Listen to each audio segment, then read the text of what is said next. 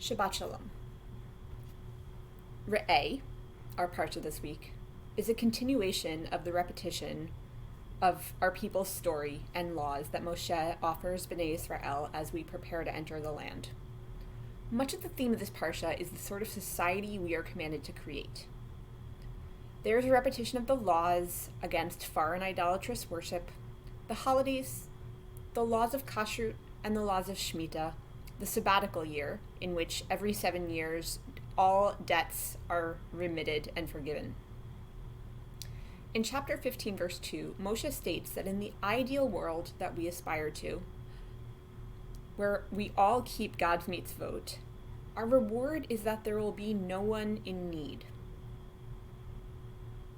Recognizing the reality before us, that there are ones in a position to need and ones in a position to give, we learn in verse 7. If, however, there is a needy person among you, one of your siblings in any of your settlements in the land that Hashem your God is giving to you, do not harden your heart and shut your hand against your needy family member. Lo te'ametz et levavecha. Do not harden your heart. These words, of course, echo back to the story of the Pharaoh in Egypt. We learn several times in Sefer Shemot, in the story that we recount at Pesach, the story of our peoples leaving Egypt, that God hardened, or Paro's heart was hardened, and he would not let our people go to freedom.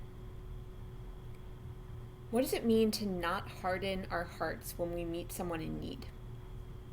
The Sifrei, the main midrash on the book of Deuteronomy, teaches us that it means you should not waver back and forth about whether to give or not. We cannot act like Pharaoh and change our minds. We need to act. In our current times, we are all needy people. It is always so important to give tzedakah, and no more than at the present. Absolutely. But it's also vital to lend an open hand to your neighbor and build interconnectedness of helping within our community. We all have something that we need and something that we can give. I think this is why the Torah uses the word achicha, your sister or brother, because all of us fall into both categories. And we learn we cannot waver in our ability to answer or in our ability to ask.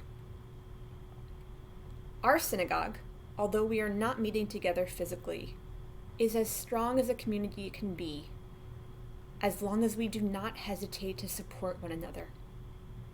I'm here to listen.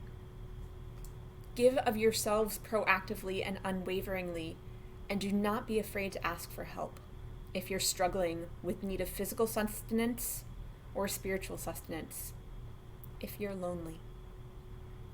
We are all in need right now, and we're also all able to give. I look forward to seeing you at our Shabbat services at home, which you can access at the links provided.